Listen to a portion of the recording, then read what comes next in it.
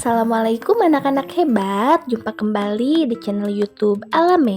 Pada kesempatan kali ini, kita akan membahas mengenai aliran energi, yaitu rantai makanan. Bagaimana materi dan penjelasannya? Yuk kita simak bareng-bareng videonya. Anak-anak hebat, setiap makhluk hidup memerlukan energi untuk melakukan berbagai aktivitas kehidupan. Hewan mendapatkan energi dengan cara memakan tumbuhan dan hewan lainnya. Nah, adapun tumbuhan mendapatkan energi dari cahaya matahari melalui proses fotosintesis. Sesuai hukum kekekalan energi, energi tidak dapat diciptakan atau dimusnahkan, tetapi dapat diubah dari satu bentuk ke bentuk yang lain. Energi cahaya dari matahari diubah oleh tumbuhan menjadi energi kimia melalui proses fotosintesis.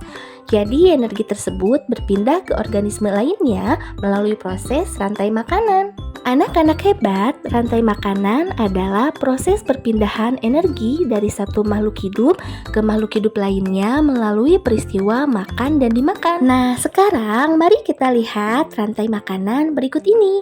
Matahari membantu proses fotosintesis pada tumbuhan. Tumbuhan di sini berperan sebagai produsen. Tumbuhan kemudian akan dimakan oleh konsumen primer yaitu rusa. Rusa kemudian akan dimakan juga oleh harimau yang merupakan konsumen sekunder. Nah, ketika harimau mati, harimau akan membusuk dengan bantuan dekomposer yaitu bakteri maupun jamur. Anak-anak hebat, mari perhatikan rantai makanan berikut. Tumbuhan berperan sebagai produsen karena mampu membuat makanan sendiri melalui proses fotosintesis. Adapun belalang, katak, ular, dan elang disebut sebagai konsumen karena mendapatkan makanan dari organisme lainnya. Belalang berperan sebagai konsumen 1, katak sebagai konsumen 2, ular sebagai konsumen 3, dan elang sebagai konsumen 4 atau konsumen puncak. Jika semua makhluk hidup tersebut mati, maka akan diuraikan menjadi senyawa anorganik melalui proses penguraian oleh organisme dekomposer. Contoh dekomposer adalah bakteri dan jamur. Nah, tidak semua energi dapat berpindah dari satu makhluk hidup ke makhluk hidup lainnya. Namun, hanya sekitar 10% energi yang dapat berpindah dari satu trofik ke trofik berikutnya. Lalu, kemanakah energi tersebut? Jawabannya adalah ada energi yang hilang dalam bentuk panas, ada sebagian energi yang tersimpan dalam feses, dan tidak semua bagian makhluk hidup dimakan oleh trofik di atasnya. Anak-anak hebat, faktanya di lapangan, rantai makanan tidak dapat berdiri sendiri. Beberapa rantai makanan di dalam suatu ekosistem saling berhubungan membentuk jaring-jaring makanan seperti pada video ini.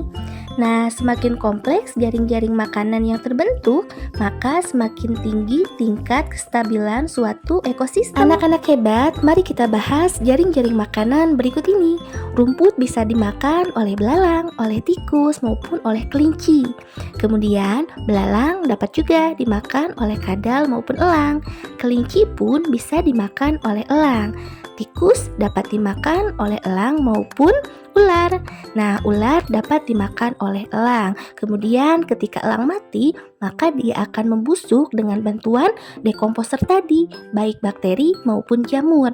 Jadi di sini makhluk hidup satu sama lain saling ketergantungan, tidak hanya dimakan oleh satu makhluk hidup lainnya, melainkan bisa oleh beberapa makhluk hidup yang membentuk jaring-jaring makanan. Alhamdulillahirabbil alamin, materi aliran energi yaitu mengenai rantai makanan sudah selesai Ibu bahas.